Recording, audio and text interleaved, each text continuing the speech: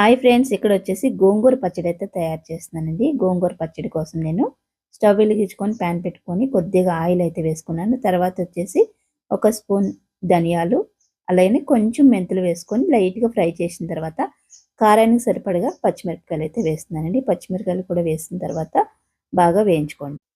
ఇప్పుడు ఇవి వేగిపోయిన తర్వాత తీసేసి పక్కకు పెట్టేసుకొని అదే ప్యాన్లో మనం గోంగూర వేయించుకుందాము. మీరు పులుపు తినే వాళ్ళైతే ఇంక డైరెక్ట్ ఇలా గోంగూర వేసేసుకోండి. లేదంటే టమాటాలు అంత పులుపు వద్దనుకున్న వాళ్ళు ముందే టమాటాలు వేయించుకొని పక్కన పెట్టేసుకొని తర్వాత గోంగూర వేయించుకోండి.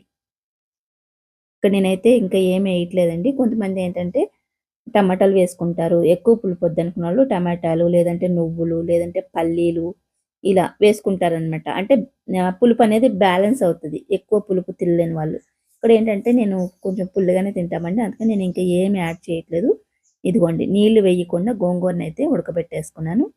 ఇక్కడ వచ్చేసి తాలింపు కోసం కొంచెం ఆయిల్ వేసుకున్నాను. అలానే వెల్లుల్లిపాయ రేఖలు, ఆవాలు, అలానే జీలకర్ర, ఎండుమిరపకాయ, కొంచెం కరివేపాకు వేసుకొని తాలింపు అయితే రెడీ చేసేసుకుంటున్నాను.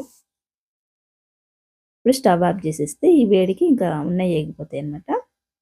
ఇప్పుడు మిక్సీ జార్లో మనం వేయించి పెట్టుకున్న పచ్చిమిరపకాయలు ఇవన్నీ వేసేసుకొని ఇందులోకి కొంచెం జీలకర్ర, అలానే వెల్లుల్లిపాయ రేఖలు వేసుకొని మిక్సీ పట్టేసుకోండి. ముందైతే కొంచెం ఉప్పు కూడా వేసుకుంటున్నాను, రుచికి సరిపడా ఉప్పు. గోంగూరకు కొంచెం ఎక్కువనే పడుతుందండి ఉప్పు. ఇదిగోండి ఇలా మిక్సీ పట్టేసుకున్న తర్వాత ఇప్పుడు మనం ఉడికించుకున్న గోంగూరని వేసి ఒకటి తిప్పండి, మరి ఎక్కువ తిప్పద్దు. జస్ట్ బటన్ అలా అనేసి ఆఫ్ చేసేసేయండి. అంటే మన రోట్లో రుబ్బినట్టుగా రావాలన్నమాట.